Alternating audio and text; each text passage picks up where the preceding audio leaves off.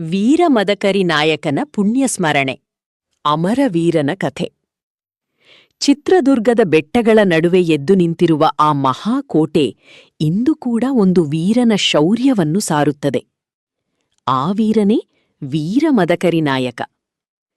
ಅವರು ಕೇವಲ ಒಬ್ಬ ರಾಜನಲ್ಲ, ತಮ್ಮ ನಾಡಿನ ಗೌರವಕ್ಕಾಗಿ ಬದುಕಿದ ಮಹಾನ್ ನಾಯಕ. ಪ್ರಜೆಗಳ ಕಷ್ಟವನ್ನು ತಮ್ಮ ಕಷ್ಟವೆಂದು ಭಾವಿಸುತ್ತಿದ್ದರು. ರಾಜ್ಯದಲ್ಲಿ ನ್ಯಾಯ, ಶಾಂತಿ ಮತ್ತು ಧೈರ್ಯ ತುಂಬಿತ್ತು.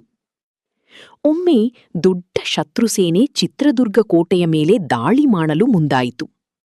ಶತ್ರುಗಳ ಸೇನೆ ಅಪಾರವಾಗಿತ್ತು. ಜನರಲ್ಲಿ ಭಯ ಆವರಿಸಿತು. ಆದರೆ ವೀರಮದಕರಿ ನಾಯಕ ಮಾತ್ರ ಅಚಲವಾಗಿ ನಿಂತರು.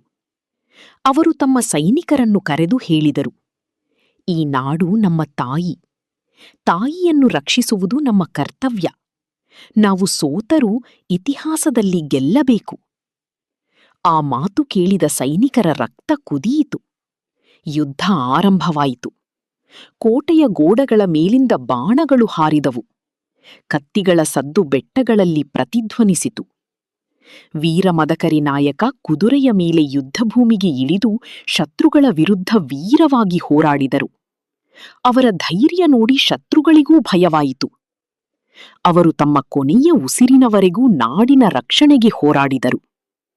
ಕೊನೆಗೆ ವೀರಮದಕರಿ ನಾಯಕ ನಾಡಿಗಾಗಿ ಪ್ರಾಣತ್ಯಾಗ ಮಾಡಿದರು.